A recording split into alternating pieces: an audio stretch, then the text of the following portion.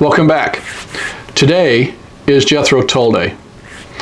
Our last video we went through and I talked about my wall behind me and some of the collectibles that we have. And we've had several comments about even prior videos about what we have. And obviously it's a display wall. So before we get started talking about Jethro Tull, real quickly, I know I'm gonna get questions, so I'm gonna go ahead and answer them now. Everything on the wall behind me in the display racks, these are all first pressings. If it's a British group, they would be first US pressings. I do have some UK pressings, but my first pressings are not. That's what we try to collect, our first pressings. So just real quick, we're gonna go down through these. On the top is Chicago Transit Authority. Don't know who that is? Well, we probably know them better by their shortened name, Chicago. So this is Chicago's, this was their kind of almost like a prequel.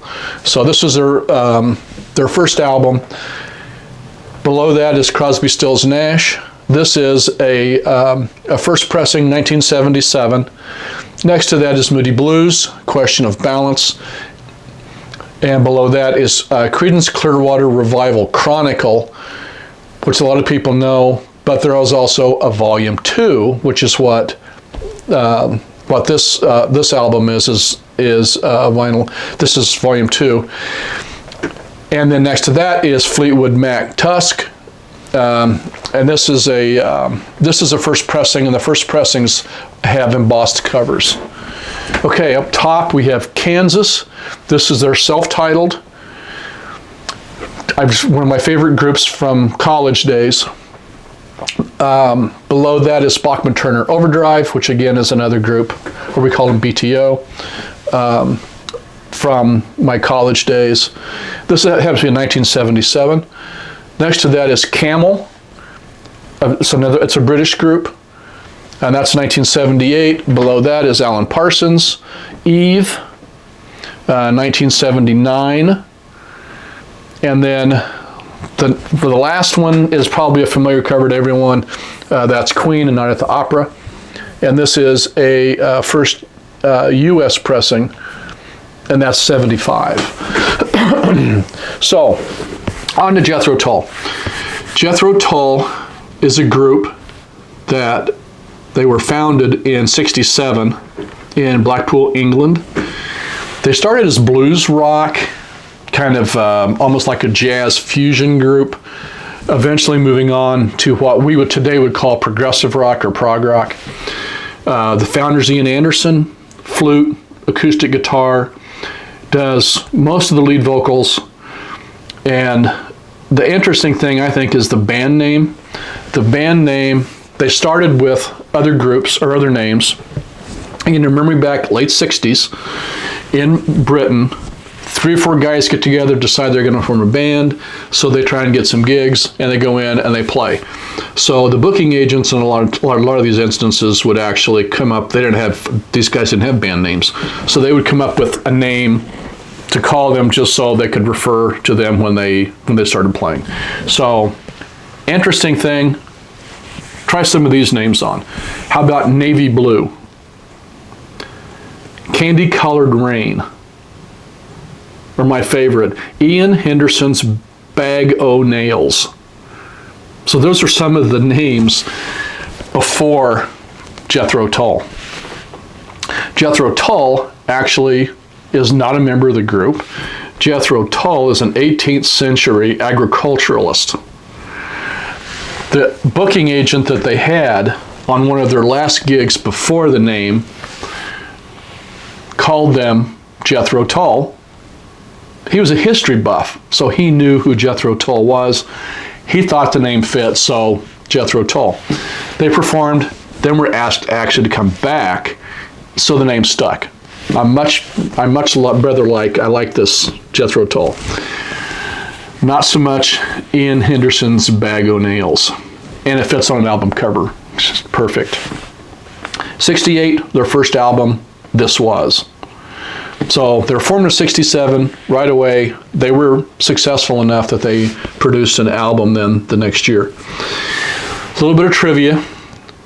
Aqualung that one album has over 500 different variations of pressings, whether it's vinyl record, 8-track tape, cassette, and then eventually CDs, but reissues and reissues and reissues. So anyone that actually has a first UK pressing or even a first US pressing vinyl of Jethro Tull of Aqualung, they're collector's items now. Of that 500 variations, 280 of them are vinyl records. So, but remember too, all over the world. I mean, it could have been Venezuela, Netherlands, besides obviously the UK and the United States. Okay, moving on. I want to talk real quickly about a few people that have been in Tull over the years. Start with Martin Barre, 68 to 2012. He's been with Ian Anderson either under the name of the group with Jethro Tull or Ian Anderson in his solo career. The longest of any of the other people that have been with Ian Anderson, 43 years. So after 94, he started doing some solo work, touring. He's worked with Mark Mancina, who's a film producer. Also some King Crimson alums, if you're familiar with King Crimson. Rick Sanders, who went on to Fairport Convention, and then Andy Giddings also, who was also a member of Tull. The next name is Anthony Iommi. We know him better as Tony Iommi. 68 to 69, very brief stint with Tull. He's a guitarist, formerly of Earth. And then in 69, they had this insane idea, him and another guy, can't think of his name, decided to form a group that had limited success called Black Sabbath. Yeah, right. Very successful. Next is Clive Bunker, 67 to 71, drummer. He left after the release of Aqualung to get married, and then after his marriage, he performed as a sessions musician for Blodwyn Pig, Robin Trower. If you're a Procol Harum fan, you know Robin Trower. Steve Howe, yes. Manfred Mann, Jack Bruce, Jack Bruce was Cream, played with Ringo Starr, Blues Incorporated. Okay, the next is Barry Barlow. His name was, I call it Tullized to Barrymore Barlow. Anyway, he was a drummer.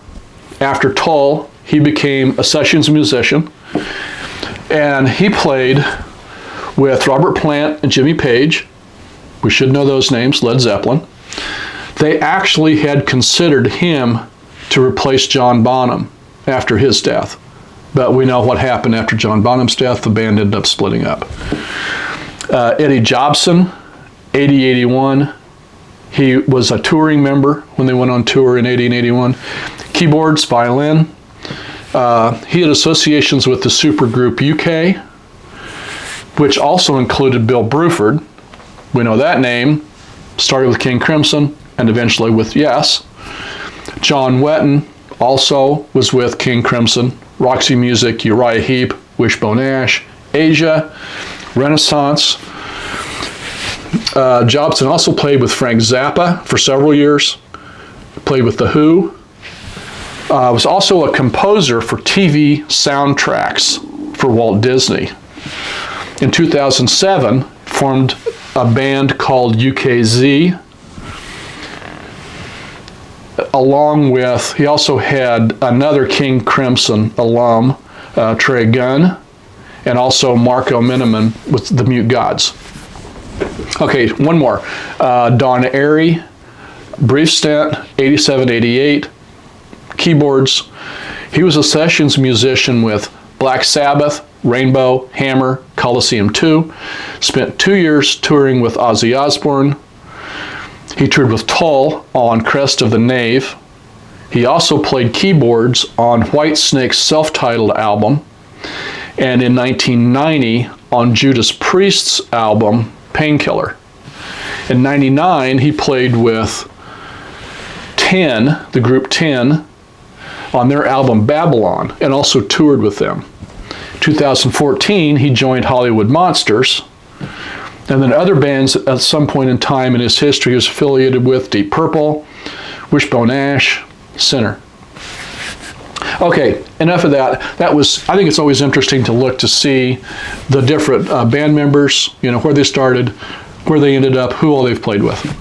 So, okay, my Jethro Tull collection. We're going to start at the beginning.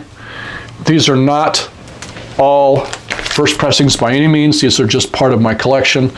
I've gone through several different of each one of these. The ones that we always keep, that's kind of our motto, is keep the best and sell the rest. So these are the best copies of the albums that we have right now. So starting at the beginning, this is our first album going back to 1968.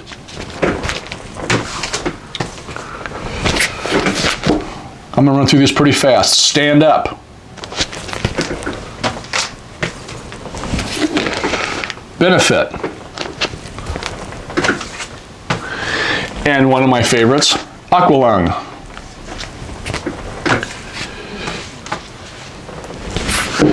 Thick as a Brick. Another one of my favorites. I'm going to pause a little bit. This one is a very interesting cover. If you open it, it's a newspaper.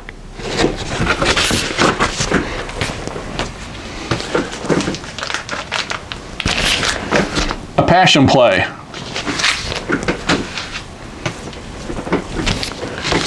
War Child.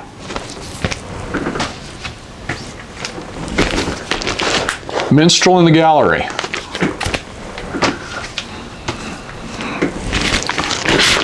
Too Old to Rock and Roll, Too Young to Die.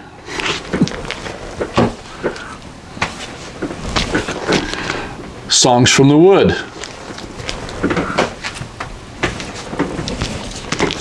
Heavy Horses.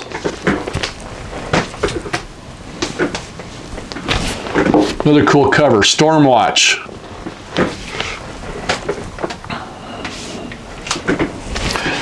The Broadsword and the Beast.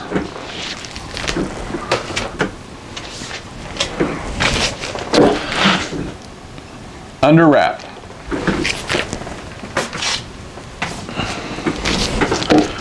Crest of the Knave.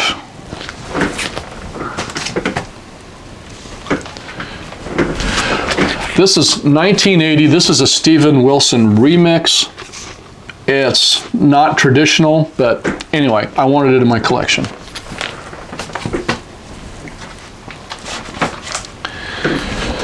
This is one of the probably more popular. This is Living in the Past. I've got several of these. Finding a really good one is almost impossible because you can't hardly see it, but the cover, it's a gilded cover, and so it was easily damaged, scratched, scraped, tore up. Anyway, I've got several of these. I do have one actually on my display wall over by my stereo. If you have this, hopefully you have the book that goes with it. It was part of it. It's interesting. It's got different pictures of the group. It's got all of the detail, and also it's the sleeve. It's in here. So, Jethro Tull. That is my Jethro Tull collection. I'm still looking. We still get more. I have not worked forward in time. My collection goes up through 1987. So that's it for today. Thank you for watching. And don't forget, if you like the video, hit the subscribe button. Thank you.